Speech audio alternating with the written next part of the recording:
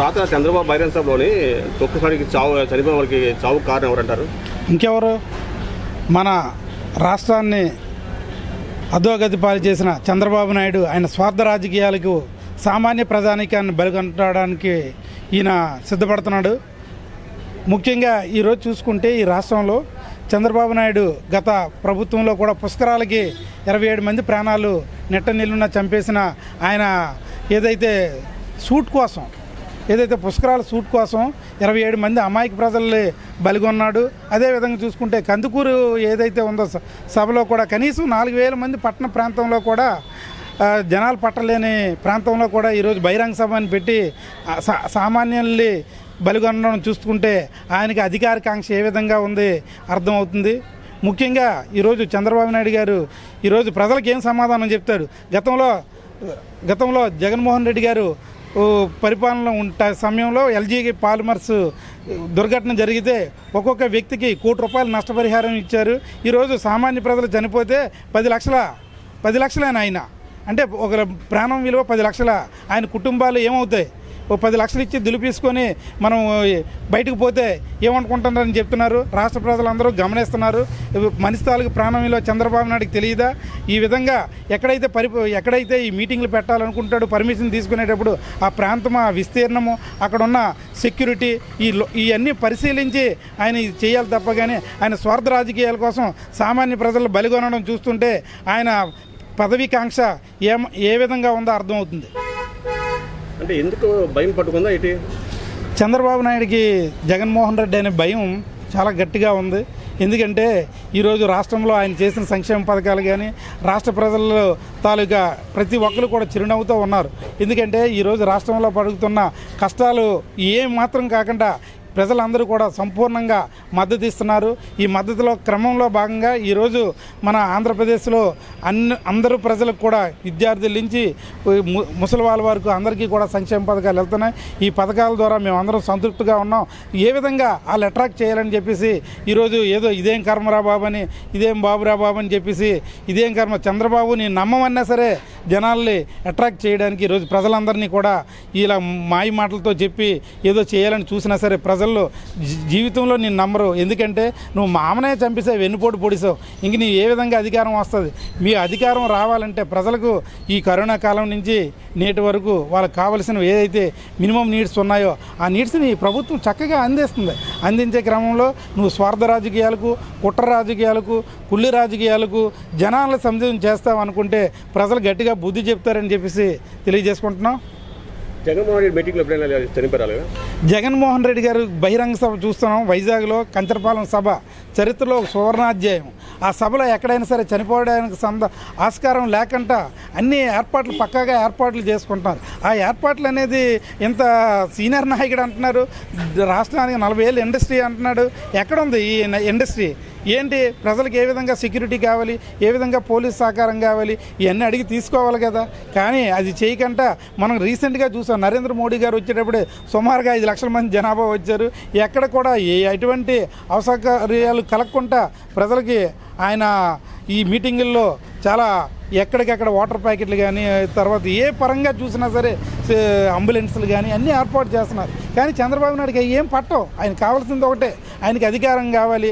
రాష్ట్ర ప్రజలు ఎవరు చనిపోయినా అవసరం లేదు. అది చంపేయడానికి కూడా వీళ్ళు చంపడానికి మీటింగ్లు పెడుతున్నారని చెప్పేసి రేపు సభలకు వెళ్ళడానికి కూడా జనాలందరూ భయపడుతున్నారు. పబ్లిక్ ఏమనుకుంటారు, వైసీపీ గవర్నమెంట్ విఫలమైంది, అలాంటి చోట ఎందుకు మీటింగ్ పర్మిషన్ ఇవ్వాలి అని అన్నారు పబ్లిక్. మనకు చెప్పేటప్పుడు జనాలు ఎంతమంది వస్తారని చెప్పి ప్రభుత్వానికి చెప్పాలి కదా. వాళ్ళకి ఏదైతే ఉద్దేశం ఉందో అది చెప్పాలి. అక్కడ ఏం జరుగుతుంది, ఎంతమంది వస్తారు, ఏంటి అనేది ప్రభుత్వానికి సరైన రిపోర్ట్ ఇస్తే ఎందుకు స్పందించదు? నువ్వు ప్రభుత్వానికి స్పందించకంటే మీరు స్థానిక నాయకుల్ని పట్టుకొని ప్రభుత్వం ఏమనంటే బాబు మీరు ఎక్కడైనా పెట్టుకున్నట్టే మమ్మల్ని ఇబ్బంది పడుతుంది, ప్రజాస్వామ్యంలో మాకు హక్కు లేదా మీటింగ్లు పెట్టడానికి అని చెప్పేసి నిలదీస్తారు. కానీ ప్రజల యొక్క ఏదైతే ఉన్నాయో ఈ యొక్క ప్రాణాలని కాపాడే ఉద్దేశం అయితే చంద్రబాబు నాయుడు గారికి లేదని చెప్పేసి నేను అడుగుతున్నాను. ఇందుకు ఈ చావుల కారణం ఎవరంటారు?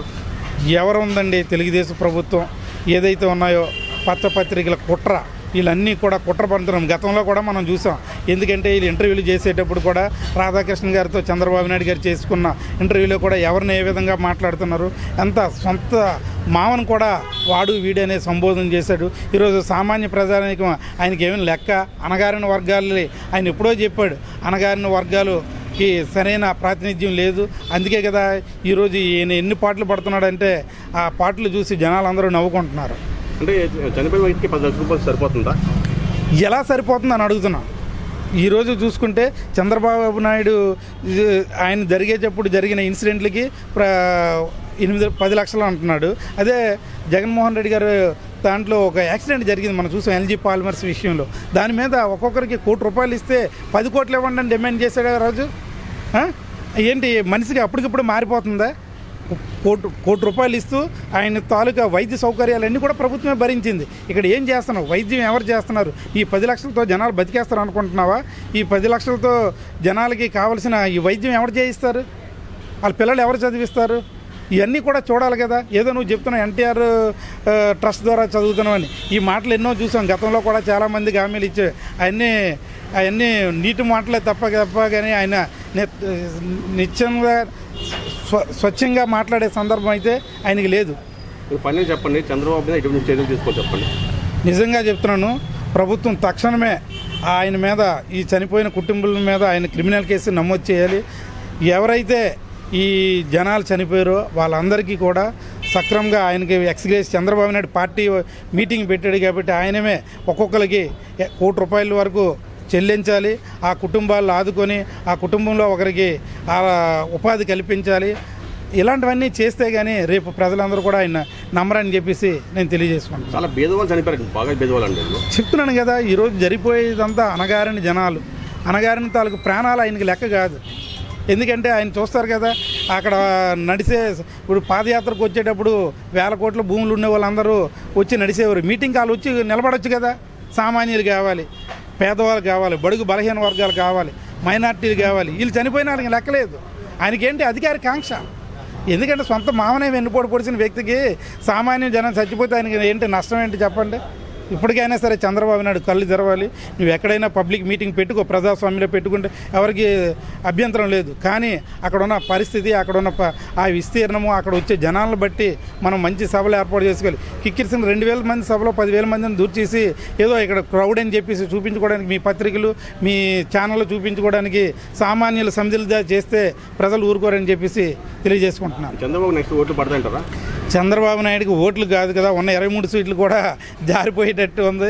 ఆయన ఏదో పడుతున్నాడు, బాధ, తపన పడుతున్నాడు. నేను ఏదో చేద్దామని తపన. ఈ తపనకి ఎవరు ఆంధ్రప్రదేశ్ ప్రజలు ఎవరు కూడా ఆయన మాటలు నమ్మరు. ఎందుకంటే నేను నమ్మం బాబు అని చెప్పేసి జనాలు ఉన్నారు. ఈయన రాజకీయాలు చేస్తాడు, సామాన్య జనాల్ని ఊచకోత కోయడానికి సిద్ధంగా ఉన్నాడని చెప్పేసి